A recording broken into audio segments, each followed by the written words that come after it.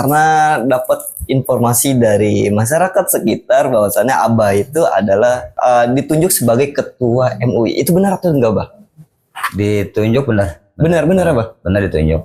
Tapi ketua desa ya. Oh, untuk ranahnya di Untuk desa. ranah di desa. Oke. Jadi kalau bicara MUI itu kan sebetulnya cuma di kecamatan aja yang berdasarkan rekomendasi dari pusat.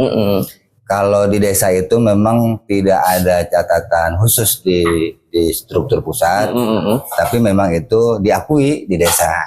Cuman diaku aja. Perasaan Abah gimana tuh Bapak tiba-tiba ditunjuk, apa sebelumnya emang udah dikasih kisi-kisi tuh untuk menjadi ketua pada saat itu? Enggak, kalau dikasih kisi-kisi juga enggak. Ditunjuk langsung ya. Kalau masalah kesan perasaan sih biasa aja. Biasa aja. Karena kita juga bisa dibilang kalau memang gua ditunjuk dianggap mampu, ya kenapa? Why not kan begitu? Why not? Kalau why not makanya sih udah tidur. Why not? Keberadaanmu di desa itu ya cuma mungkin ibaratnya ada apa ya? Bagan-bagan. Ada bagannya Ada aja. bagan. Gitu. Bahkan bagannya pun rasanya nggak ada di desa. Jar, Gitu. bikin besok Jar, bagannya Jar. Ya hampura ini sama orang desa ya. Mohon maaf ini cuma sekalian curhat aja gitu. Bahwa keberadaan kita ini dianggap kagak sih. Karena masalahnya kalau soal masalah kita dikedepanin kadang-kadang. Benar. No, mu ino, tanggung jawab dia no. Iya, benar, Ayo berapa benar. kasus coba? Ada berapa masalah terjadi di Gemplosari, kita yang dikedepankan. Betul. Tapi kita nggak masalah itu. Karena memang ini niatnya ibadah, kemudian demi kemaslahatan masyarakat. Jadi terus kan begitu. Lampusan. Cuman bukan jangan cuma dikasih masalah tuh. Benar.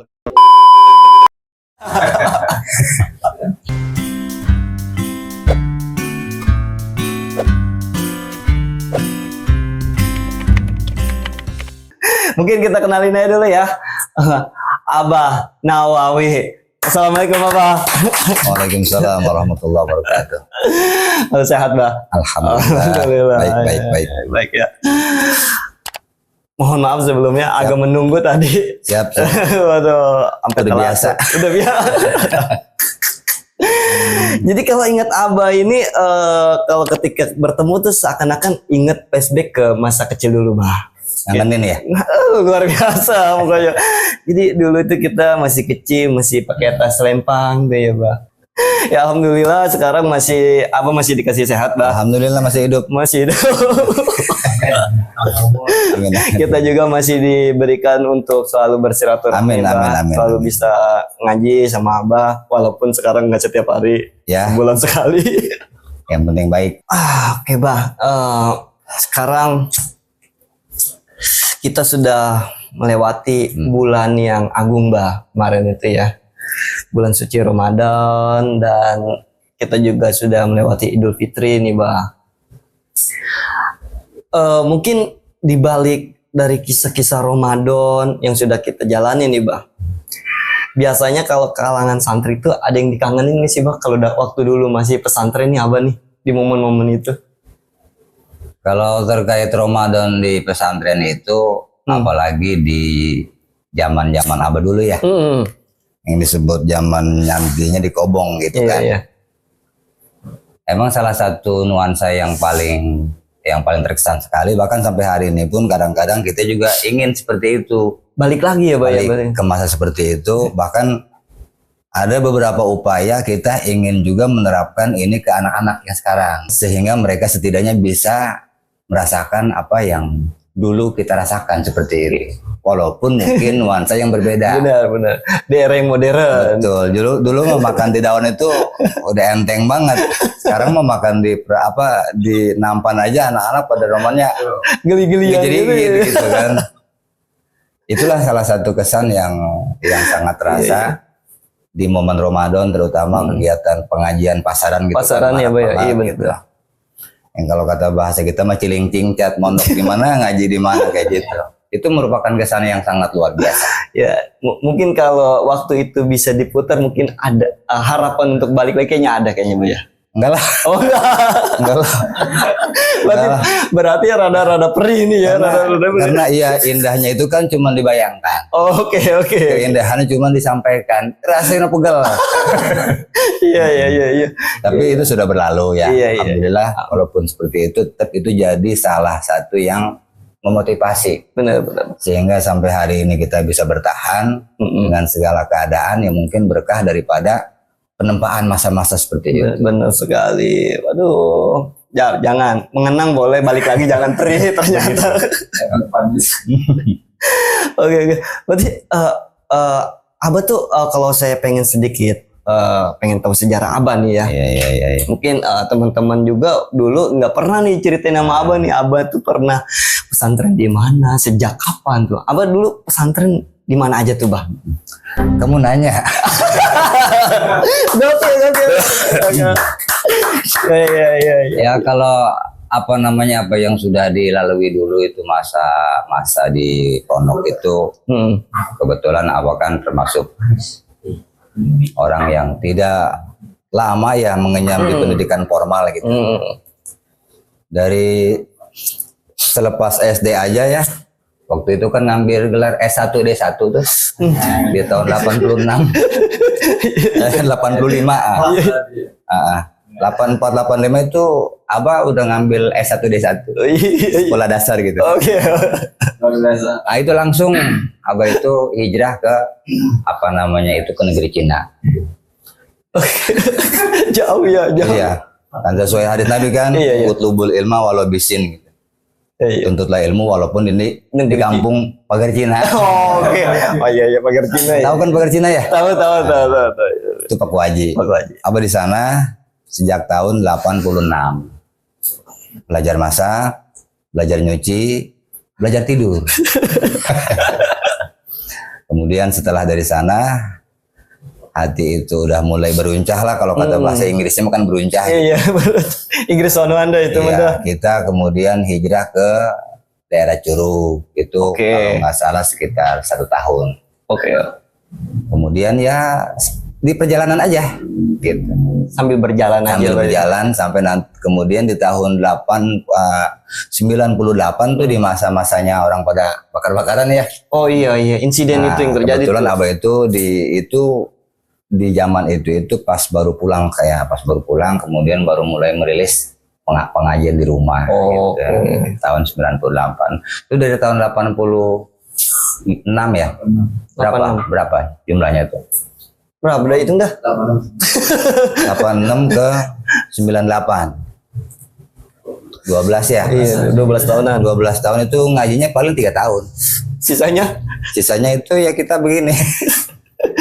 Masalah ibarat santri mah kan istilah kata nyari ilmu tuh. Iya. Ya ilmu mah kan bisa dibilang bukan ilmu ngaji aja. Benar. Ilmu tata usaha. Betul. Ilmu perkuliahan ya. Kuliah itu ngambil batu tuh. Nah, karena pada masa-masa sulit seperti itu, Abah kebetulan orang yang mengalami masa seperti itu, jadi belajarnya itu sambil usaha lah kayak gitu. Sambil nyari uang jajan. Sambil nyari uang buat jajan. Bukan jajan. Makan. Malah jarang jajan. Lebih ke inti, lebih Tapi ini lama-lama cerita kayak podcast curhat ini ya. Emang itu bener background doang, lama-lama sebenarnya dipancing biar curhat sebenarnya. Curhat gitu. Iya. Itulah alhamdulillah sampai hari ini Allah masih mempercayakan usia kepada Abah. Sehingga bekas atau tapak tilas waktu di pondok dulu mungkin ada yang nyangkut kali ya, ilmu-ilmu guru yang sudah diajarkan ada berkahnya ya, sampai hari ini alhamdulillah Abah itu sudah punya 3 alumni. Alhamdulillah. Bapaknya, anaknya lagi. Jadi dia juga. Gitu. Dulu bapaknya ngaji, sekarang anaknya. Nah anaknya nih cucu baru mulai ngaji lagi, tapi tetap pakai metode yang sama. Nggak ada perubahan dia. Nggak ada perubahan di metode biasa aja, kita ngajinya ngaji kampung. Oke. Itu salafi. Tapi sekarang tetap masih ngajar santri kalau di tempat Abah. Iyalah, karena itu kan tugas. Betul. Jadi kalau tugasnya ditinggalkan, ntar kita nggak digaji. Masuk sayur sih. Nah, pas keluar dari pesantren waktu itu Abah langsung memutuskan untuk menikah kah atau memang udah istiqomah dulu di rumah? Enggak, sebenarnya menikah itu apa namanya di saat Abah itu masih di pondok. Oh, masih di pondok? Iya, itu termasuk yang NKT Abah itu. Apa ya NKT ya? Nekat. Oh, iya. Bahasa WA ya. Bahasa WA ya singkat ya, nekat. Jadi usia kan waktu itu kalau nggak salah sekitar 27 tuh. Jadi kalau kata orang kampung mau kedalon. Tahu kedalon nggak? Tahu, Iya. udah kelewatan itu. Balik juga udah lewat. Iya. Terus kita juga puber juga udah kenyang kan. Sementara kita belum jelas nih kondisi. Bener. Mendingan cari istri lah. Kan ada makalah mengatakan satu orang rezeki satu. Iya. Kalau dua kan dari dua. Dua. Bener. Makanya hari itu diberanikan diri. Mungkin dalam bahasa kerennya itu sesuai dengan mungkin sudah niti wanci ninggang mangsa kali ya. Sudah waktunya gitu. Sehingga alhamdulillah berkah daripada silaturahmi itu ke tempat guru di daerah Bayah. Ini ada cerita unik nih. Wah, seru nih pengalaman nih buat pengalaman. Jadi waktu itu kan kita di pondok itu ada semacam acara apa namanya ijazah tuh ya. Oke. Kalau santri itu pengen punya ilmu penemu sampai pemakai aji perasa. Iya benar. Dia ijazah gitu. Nah, salah satu tempat ijazah yang Abah tuju ini adalah waktu itu di Bayah. Di Bayah. Nah, ketika Abah ini naik mobil sama teman-teman santri itu lelah di jalan karena cuacanya malam, istirahatlah di pasar Malingping. Nah, di Malingping tuh, di saat kita istirahat, Abah termenung. Tapi tidak bermuram durja ya. Oke. Lalu. Termenung tidak seorang diri karena banyakan juga. Di gua kalau punya bini orang sini, masya Allah amplang-amplangan. Iya. Kalau punya istri orang sini, ini bener ini. Udah kekhawatiran ya. Cerita asli ini bukan dibuat-buat itu. Oke. Ini kalau seandainya Allah kasih jodoh orang sini, ini masya Allah jauh amat. Gimana ngebesannya? Iya benar. Nah, tapi itulah yang terjadi.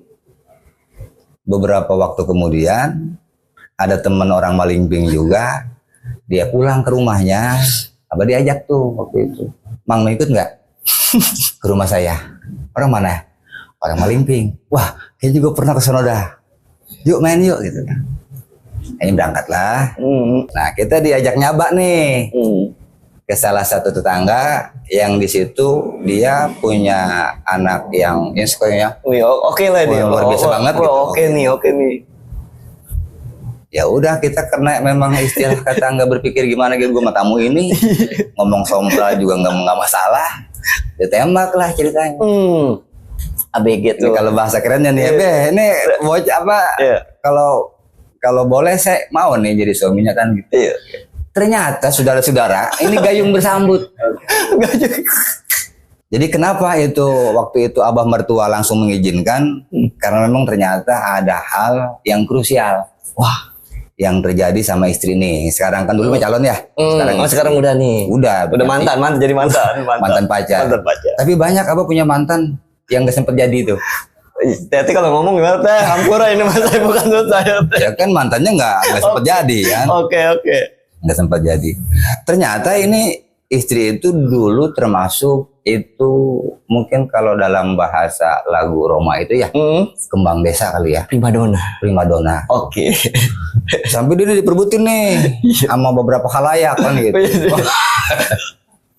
Ada 3 kampung lah, setidaknya tiga pemuda dari 3 kampung yang memperebutkan istri. Tapi ini mah kalau memang ya nih yang sekarang nonton nih pengen tahu istri saya datang ke rumah. Luntur cantiknya sampai hari ini. Bukan basa-basi. Gitu. Dan sekarang sudah memiliki anak berapa, Bah? Alhamdulillah anak yang pertama itu sudah beraktivitas ya di satu sekolah di Sepatan nih. Termasuk sekolah ternama juga. Kemudian adiknya yang cewek juga ikut dia bersosialisasi membantu pendidikan Raudhah Al-Fat di Gaga ya, di Desa Kampung Gaga. Nah, yang ketiga ini alhamdulillah baru lulus SMA. Oke. Berarti 3 lanjut ya, 3 lanjut ke perguruan tinggi, baru 3. Dari 1 istri ya. Wah, kalau baru satu berarti akan ada nggak Bah? Enggak juga. Soalnya Dari satu. Enggak juga. Iya, iya. Berarti itu singkat lah perjalanan Abah tuh dari mulai menuntut ilmu sampai ke menemukan sosok bidadari yang saat ini menemani, ya kan? Nggak luntur tuh. Nggak luntur tuh ya. Dan saat ini semuanya dalam keadaan sehat-sehat Amin, selalu. alhamdulillah, berkah. Tapi mengisi tausiah dari masjid ke masjid Abah masih berjalan tuh saat ini. Alhamdulillah masih ibarat kita ramban ya, selama ada yang beli. Oke, ngerti nggak ramban? Ramban. Gitu, oi mbok ngaji. Oi ngaji. Ngawuk. Jadi selama umat masih memerlukan, selama manusia masih membutuhkan, kayaknya curahan ilmu tidak akan pernah dihentikan sampai kapanpun, bahkan sampai nanti di penghujung usia, insya Allah. Tapi ini Mbak, sedikit saya mau minta penjelasan nih, karena dapat informasi dari masyarakat sekitar bahwasannya Abah itu adalah ditunjuk sebagai ketua MUI. Itu benar atau enggak Mbak? Ditunjuk benar. Benar Abah? Benar ditunjuk. Tapi ketua desa ya. Oh, untuk ranahnya di Untuk desa. ranah di desa. Oke. Jadi kalau bicara MUI itu kan sebetulnya cuma di kecamatan aja yang berdasarkan rekomendasi dari pusat.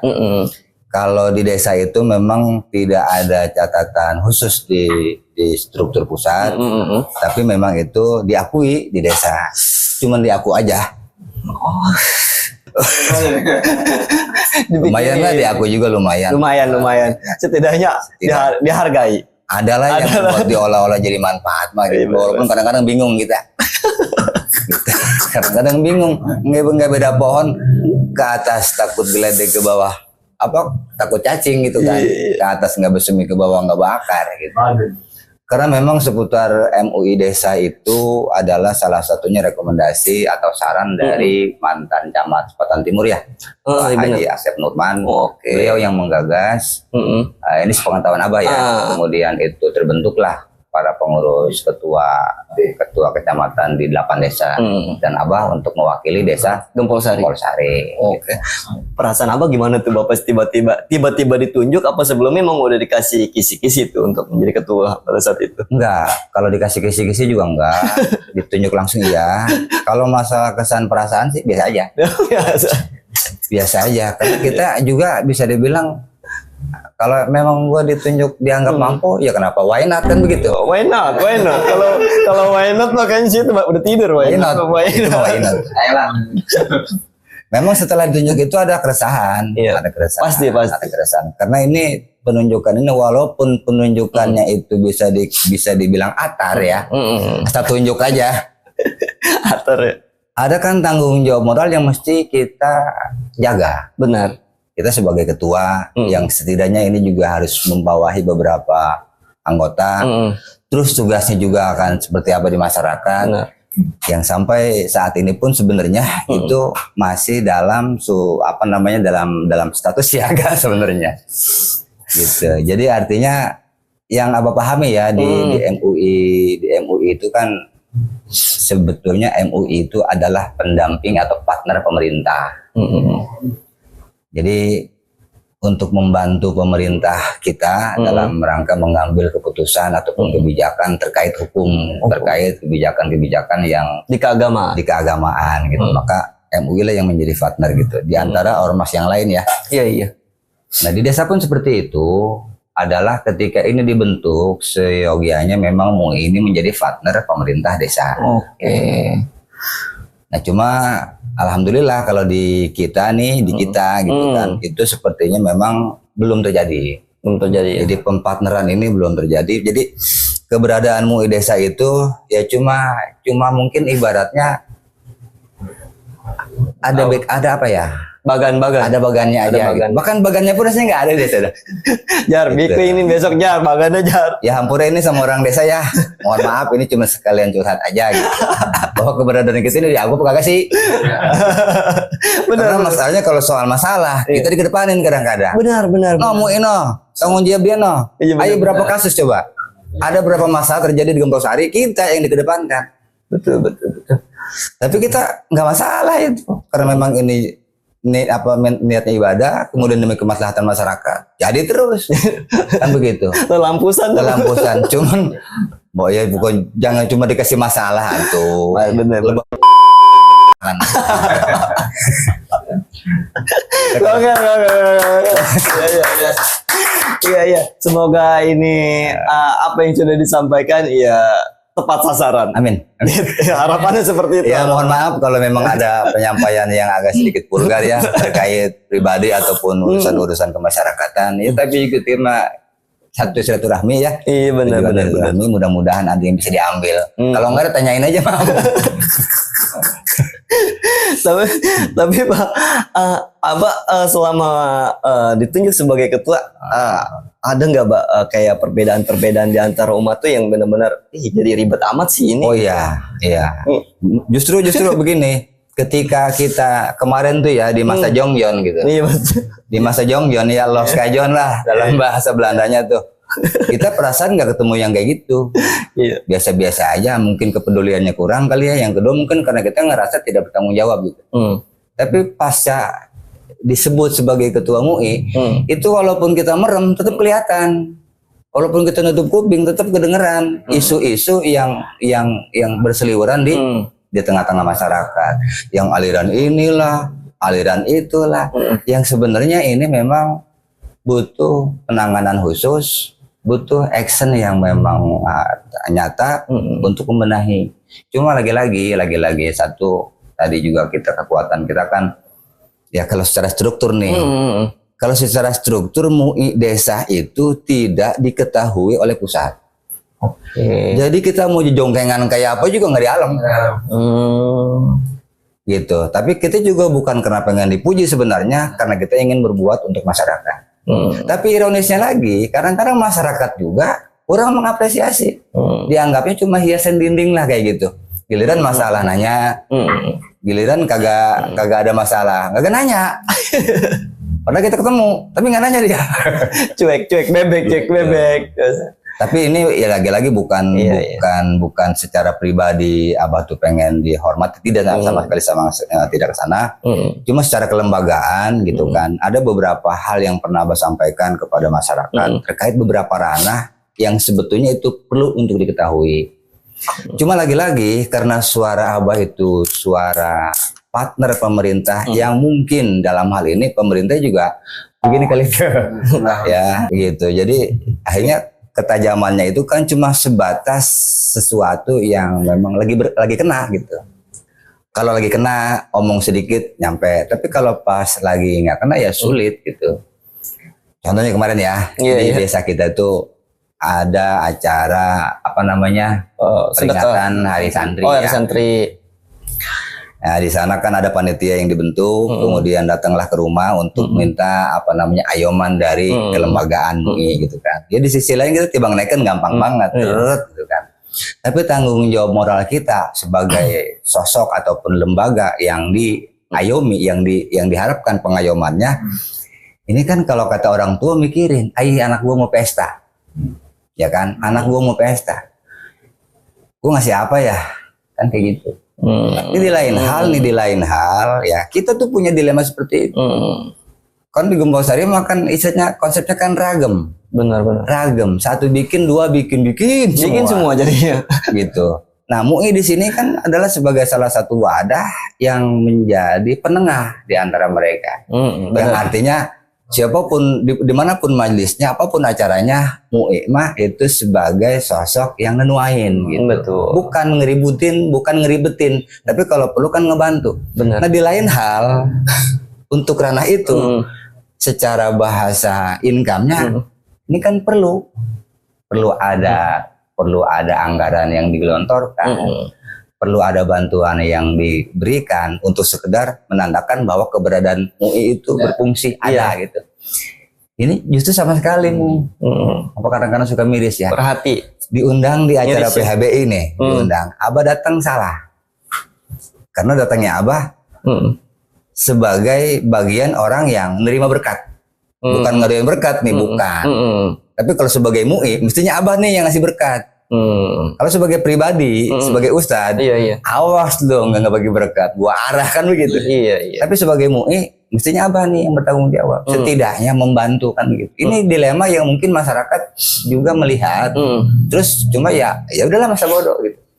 Kalau abah pengennya gini, pemerintah desa ataupun kecamatan, tolonglah gitu kan. Ketika membuat sesuatu Harus diperhatikan langkah estafet seperti apa gitu. Jangan cuma gampang ngebentuk tapi nggak mau ngurusin lah ya. Kita dibiarkan seperti apa ya, seperti ya sesuatu yang sama sekali dibiarkan hidup segan mati tak mau kayak gitu. Seperti nanam tumbuhan ya udah setelah ditanam udah disiram kagak. Itu bagian daripada dilemanya ya. Tapi sisi positifnya, abah juga mengucap syukur ya bahwa dari sisi manfaatnya ini ya setidaknya bahasa abah itu jadi lebih luas. Benar. Penyampaian juga bisa lebih tegas karena bersandar pada satu lembaga yang bisa dikatakan diakui lah di negara kita gitu. Iya benar. Cukup prihatin ya. Semoga harapan kita itu atau abah sendiri sebagai yang ditunjuk sebagai ketua MUI, harapannya adalah lebih diperhatikan lagi gitu tentang keorganisasian atau lembaga ini yang sudah dibentuk, jangan asal dibentuk aja. Tapi catatannya ini bukan cuma keluhan di Gemplosari loh. Oh, itu udah menjadi semua desa. Menjadi keluhan MUI semua desa yang ada di naungan Kecamatan Sepatan Timur. Karena kan kita secara apa namanya garis bawah nih, kita selalu koordinasi gitu kan. Bagaimana pengalaman ente di desa ini? Bagaimana pengalaman? Ya, ternyata sama aja gitu. Jadi harapannya sebenarnya sederhana. Tolong ketika memang ini program sudah dibuat, tolong kami kasih kerjaan. Kalau bicara gaji itu kan relatif. Ada gaji secara income dalam bahasa keuangan, ada gaji dari pahala dari Allah Subhanahu wa taala. Di ranah ini kita sejak awal juga sudahlah, kita emang niatnya juga lillah. Artinya apa yang kita bisa, apa yang kita mampu, itu yang kita sumbangkan. Bahkan kalau ngacu kepada pengalaman pribadi juga, ini nggak salah nih nunjuk gua jadi MUI. Oh, sempat nggak nyangka juga Pak? Nggak nyangka kan, kita cuma punya ijazah S1D1. Oke. Secara formal gitu. Secara formal, iya. Ya kan, jadi ini kan jadi pertanyaan gitu. Sekarang gue jadi ketua di sini, yang bukan ketua MUI itu ada yang S3, S2, bahkan banyak yang tukang S juga kan. Pikiran kita cuma itu kalau kita lihat dari secara tatanan pendidikan formal kayak gitu. Karena ini berkaitan dengan lembaga kenegaraan, berarti kan ini mesti didukung juga tentunya oleh orang-orang yang kompeten di bidang pendidikan formal itu sendiri. Benar. Makanya ketika tadi sih cuma satu desa, nggak masalah lah gua, nggak punya pendidikan tinggi juga di formal, toh ini mah cuma radius desa, toh yang dikelola juga bukan soal itu, kita kan cuma sebatas urusan keagamaan, khususnya di masyarakat kita. Gitu. Benar. Ya semoga aja yang tadi sudah disampaikan ini bukan menjadi sesuatu hal yang buruk, tapi semoga mendapat perhatian yang lebih gitu kan harapannya. Semoga buat yang bertanggung jawab terhadap bidang ini atau di lembaga ini ya tolong lebih dipikirkan kembali. Seperti itulah harapannya seperti itu gitu. Silakan Abah diminum dulu. Siap. Luar biasa sekali. Ini nggak ada kuenya nih. Kue jangan lupa teman-teman. Cerigi. Teripang ada teripang. Bohongan sih, orang lagi ngaji dipanggil-panggil. Biasanya ada kopi, ada kue biasanya. Ada kitab kesampingin kan. Itu ngopi dulu. Iya. Iya, itu berarti sedikit banyaknya berarti kebenaran menjadi seorang yang ditunjuk sebagai ketua MUI benar berarti ya Pak ya. Nah, berarti informasi yang saya dapat benar ya. Karena memang nggak ada agenda pendaftaran ya kan, kayak Pilkades besok nih kan wajib daftar tuh kan untuk jadi peserta gitu. Nggak ada di MUI. Kalau ada kisru-kisru gitu Bah, misalkan antara beda paham gitu. Masyarakat punya paham satu dalam beribadah, yang satu ibadah. Timbullah misalkan nih konflik, udah sampai ke situ belum? Udah, alhamdulillah. Cuman kan sejauh ini masih bisa diredam ya, bisa diredam dengan cara yang ya kondusif lah gitu. Artinya kita dengan cara pendekatan aja, ya dengan satu komitmen bahwa jangan kamu berikan suatu pemahaman kepada orang yang sudah memiliki pemahaman gitu. Terus terlepas urusan pemahaman di agama kan hilafi ya, kita aja nih di apa namanya, dalam tatanan Islam kan ada beberapa mazhab ya. Benar. Di mazhab Syafi'i saja itu kan ada 4 imam kan. Nah, 4 imam ini sudah berbeda tuh tata cara ubudiyahnya gitu. Nah, kita di mazhab Syafi'i saja nih juga ada dua kubu kan. Benar-benar. Ada istilah aspek, ada istilah dospek. Ini kan RBT namanya. RBT ya. Ribet bukan RBT loh. RBT ribet gitu. Kok bisa kayak gitu? Ya itulah gitu. Makanya untuk hal seperti ini biar tidak mencuat di masyarakat, maka masyarakatnya kita kasih penenangan dengan cara pengayoman yang baik. Ya sudahlah, kalau memang kita milih satu pemahaman yang menurut kita pas berdasarkan sanad yang jelas silahkan gitu. Tapi jangan mengganggu kenyamanan orang lain juga gitu. Tapi di kita ini masih alhamdulillah kita cuma antar kita saja. Iya. Jadi antar muslim ya. Coba lo di Kedaung Barat. Waduh. Dia nyampur iya kan? Banyak. Tapi mereka bisa gitu. Bisa harmoni. Makanya ada kan kampungnya. Kampung harmoni gitu. Iya benar. Jadi perbedaan tidak membuat kita dilema. Betul. Tapi lebih memperkuat lagi dalam kesatuan lagi gitu, Bay ya. Ya bahkan kan ada makalah mengatakan tuh dalam hilafi ya kan bahasanya ikhtilaful ulama rahmatan. Perbedaan antar pemahaman ulama itu kan jadikan rahmat aja. Jadikan simbol kasih sayang untuk saling menghargai, saling mengayomi, ya saling memberikan peluang. Benar. Kepada yang lain dengan pemahaman yang berbeda. Selama ini terjalin, selama ini terjaga, ya nggak ada masalah. Benar. Gitu. Berarti Abah dalam menjalankan lembaga ini sendiri apa dibantu nih, Bah? Sebetulnya waktu awalan pembentukan itu satu kampung loh anggotanya. Oh, satu kampung tuh. Masuk. Kebetulan di Gempolsari ini kan ustadznya itu menurut data yang pegang itu sekitar dulu ya 65-an gitu. Mungkin hari ini sudah lebih karena sudah banyak yang berevolusi kan gitu. Ada yang dulu nyantri sekarang jadi ustadz maksudnya. Itu semuanya dilibatkan di kepengurusan secara desa. Tujuannya bukan berarti semuanya jadi staf, jadi bukan. Jadi agar ketika nanti ada tugas ataupun kinerja yang mau kita action nih, mau diambil tindakan, jadi semuanya berkesinambungan gitu. Cuman kan seiring waktu, ya mungkin bahasanya karena kerjanya nggak jelas kali ya, tugasnya juga nggak nyata gitu. Jadi akhirnya ya tidak berjalan. Itu. Sampai hari ini alhamdulillah cuma tinggal sendiri. Cuma tinggal sendiri. Itu pun kalau kata bahasanya mau kali siapa yang mau ngelising nih SK nih kan gitu. Gak ada tadinya mah gitu. Tukerin beat gak apa-apa, tuker beat nih. Harapannya ke depan nanti tahun 2027 ya, amin. Ada wacana pembentukan pengurus di kecamatan. Mungkin di desa juga kalau mau dilanjuti gitu kan program MUI desa itu nanti ada pengganti yang lebih kompeten lagi. Terus masyarakat juga ya diharapkan lebih bisa menyadari keberadaannya. Kalau sekarang kan mereka tahu, ada MUI desa, cuma kan hampir nggak menyadari gitu fungsinya, gitu. Sehingga kadang-kadang nyaris nggak ada gunanya gitu. Iya, sebenarnya kalau dari sudut pandang Amar nih, Baya sebagai masyarakat ya biasa, adanya lembaga itu sebenarnya kayak bagus aja sih sebenarnya. Jadi memperkecil gitu, Bah. Jadi yang aturan ruang cangkupnya itu misalkan kecamatan agak besar nih membawa beberapa kampung nih. Dengan adanya MUI desa itu setidaknya bisa kekontrol lagi tuh, Bang. Iya, memang harapan seperti itu. Sebenarnya ya. Karena lagi-lagi mungkin miskomunikasi juga atau mungkin ya cuma kalau kita tidak terlalu jauh ada kekhawatiran sunggal senggol ya. Benar. Tentunya ada beberapa internal yang nanti akan terkait akan apa namanya? tersenggol gitu. Jadi intinya itulah fenomenanya bahwa kinerja MUI di desa khususnya itu nyaris tidak berjalan. Keberadaannya itu diketahui, cuman sepertinya kurang disadari kayak gitu aja. Jadi harapan kedepannya ya masyarakat coba mengambil memberikan manfaat ataupun menyadari bahwa keberadaannya itu untuk kepentingan masyarakat juga. Benar.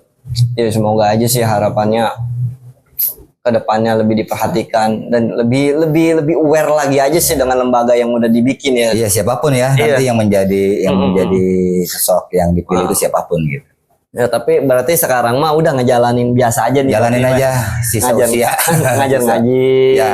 dari majelis Betul. ke majelis gitu-gitu aja. Masjid, musolah juga. Kalau memang masyarakat ada yang butuh lah bahasanya gitu, kita di sini dibikin pengajian siap gitu. Biasanya kalau di pengajian itu konsennya satu materi atau memang ngikutin ngelihat audiens jamaah aja gitu, Bang? Ya seperti itu, sebetulnya lebih kepada kondisional ya. Jadi mungkin kalau memang di sini fikihnya yang dilihat masih kurang mumpuni, mungkin fikih yang kita angkat. Kemudian setelah kita lihat mungkin fikihnya udah mulai agak baik ya, untuk kerapihan ibadah kan juga perlu ditingkatkan, maka Benar. disisipkan kadang-kadang pesan-pesan dari nasihat-nasihat pada ahli sufi, ahli tasawuf gitu, untuk memperindah ibadahnya, untuk memberikan efek baik dalam melaksanakan ibadahnya gitu. Berarti memang sedikit mau bertanya nih, Bah, terkait dikit sih nyenggol tasawuf tuh, tingkatan tasawuf itu memang seperti apa sih, Bah? Biar setidaknya teman-teman ya belajar aja sedikit gitu cangkrangnya lah. Memang kalau tasawuf itu kan juga satu ranah ya, yang tangganya itu tingkatannya juga sangat kompleks sekali, sangat banyak sekali. Cuma setidaknya yang perlu kita pahami itu bahwa di dalam beragama nih, itu juga ada rukun agama loh gitu kan. Kalau dalam bahasa orang tua mengatakan kayak gini, wong kang agama kelawan sebenarnya wujudre sebenar-benar nembah guru, nembah ratu, nembah wong atua. Jadi dalam konsep beragama itu ada 3 hal yang nggak boleh diabaikan. Yang pertama, kita harus patuh sama guru. Yang kedua, bakti sama orang tua. Yang ketiga, taat sama agama. Ini dalam konsep pesan Nusantaranya gitu. Tapi secara tatanan Islaminya adalah agama itu terbentuk dari 3 fase. Yang pertama iman, yang kedua Islam, yang ketiga ihsan. Nah, kalau iman ini mungkin rujukannya ke tauhid, tentang ilmu keesaan Tuhan. Kemudian kalau Islam tentang syariat, bagaimana cara sholat, zakat, puasa dan sebagainya. Nah, sementara yang ketiga ini ihsan. Nah, inilah yang mengelola ketasawufan manusia itu sendiri. Jadi bisa dibilang kalau selama ini kita berasumsi bahwa tasawuf itu tingkat tinggi segala macam, sebenarnya enggak juga. Karena kita wajib mengetahui bahkan mengamalkan konsep itu dalam kehidupan kita. Man tafaqaha bila tasawwafa faqad tafasaqo. Orang yang mengkaji fikih saja, memahami fikih saja, tapi tidak mencoba untuk masuk ke ranah tasawuf, itu hukumnya fasik. Kayak gitu. Makanya sebuah keharusan juga. Kayak mengupgrade diri ya sebenarnya, Bah, ya jatuhnya ya. Iya, jadi gini. Kalau kita dalam sholat itu kan wajibnya itu berpakaian, tutup aurat lah diantaranya. Dalam kehidupan tuh kita punya kewajiban berbusana gitu loh. Nah, fungsinya tasawuf ini adalah yang memberikan efek indahnya gitu. Dalam ibadah itu sendiri, pengetahuan fikih itu adalah untuk merapihkan bidang yang mau kita kelola, umpama zakat, umpama sholat gitu. Tasawuf ini sendiri adalah memberikan nuansa indahnya gitu, ikhlasnya ada di sana, lillahnya ada di sana kayak gitu. Karena nggak sedikit loh orang-orang yang ibadah itu tujuannya nggak semerta-merta lillah, walaupun bahasanya lillahi ta'ala.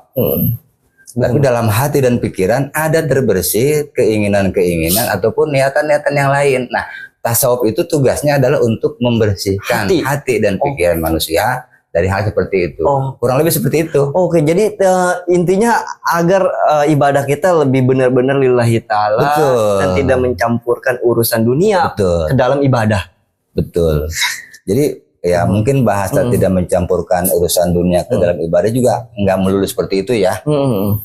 Karena kan ada kalimat fi dunya hasanah wa fil akhirati hasanah. Gitu. Jadi artinya bahkan Rasul pun pernah menganjurkan watlubid dunyaka ka'annaka ta'isu abada. Carilah duniamu seakan-akan kau hidup selamanya, kan seperti itu. Artinya apa? Artinya konsep keduniaan yang memang terjadi pada kita pun itu nggak bisa dinafikan. Benar. Artinya begini, orang tasawuf tuh bukan berarti nggak boleh kaya. Iya. Ada satu mankobah yang menceritakan tentang Tuan Syekh Abdul Qadir itu, kabarnya nih menurut manakib, beliau itu pernah beli 40 ekor kuda yang kelasan super.